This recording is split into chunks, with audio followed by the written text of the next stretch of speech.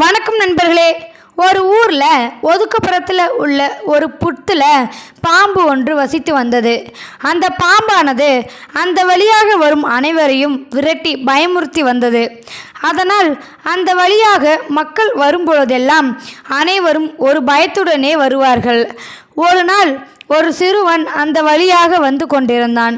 அந்த பாம்பு சிறுவனை பயமுறுத்தியது. சிறுவன் பயத்தில் ஓடி விழுந்து எழுந்திருக்கும் பொழுது அவனின் கை ஒடிந்து விட்டது. அந்த அளவிற்கு அந்த பாம்பு அங்கு இருப்பவர்களை எல்லாம் பயமுறுத்தி வைத்திருந்தது. ஒரு நாள் முனிவர் ஒருவர் அந்த வழியாக வந்தார்.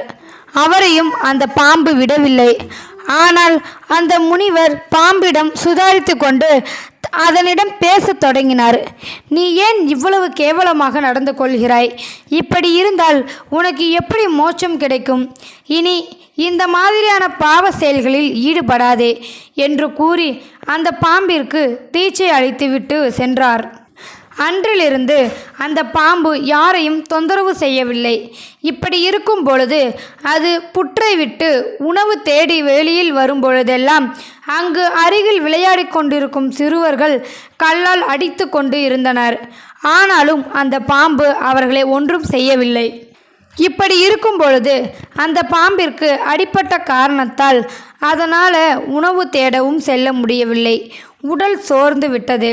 உணவு இல்லாமல் உடலும் மெலிந்து விட்டது. அந்த முனிவர் மீண்டும் ஒரு நாள் அந்த வழியாக வந்தார்.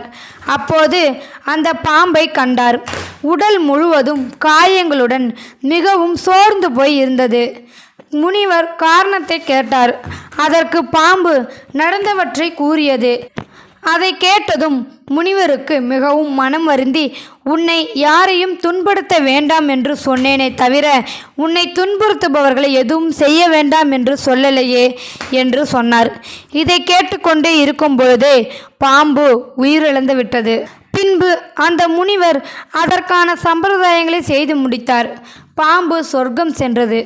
என்னதான் கெட்டவராக இருந்து நல்லவனாக மாறினாலும் நாம் கெட்டவனாக இருக்கும் பொழுது நாம் செய்த பாவ செயல்களுக்கு தகுந்த தண்டனையை வாழும் காலத்திலேயே அனுபவித்துதான் ஆக வேண்டும். அதற்கு இந்த பாம்பு ஒரு உதாரணம். அதனால் வாழும் காலத்திலேயே பிறருக்கு எந்த பாவமும் செய்யாமல் நம்மால் முடிந்த உதவிகளை செய்து மகிழ்ச்சியாக வாழ வேண்டும். இந்த வீடியோவில் கருத்து உங்களுக்கு பிடிச்சிருக்குன்னு நினைக்கிறேன். பிடிச்சிருந்தால் லைக் பண்ணுங்கள், ஷேர் பண்ணுங்கள், கமெண்ட் பண்ணுங்கள், மறக்காமல் சப்ஸ்கிரைப் பண்ணுங்கள். தேங்க்யூ ஃபார் வாட்சிங்.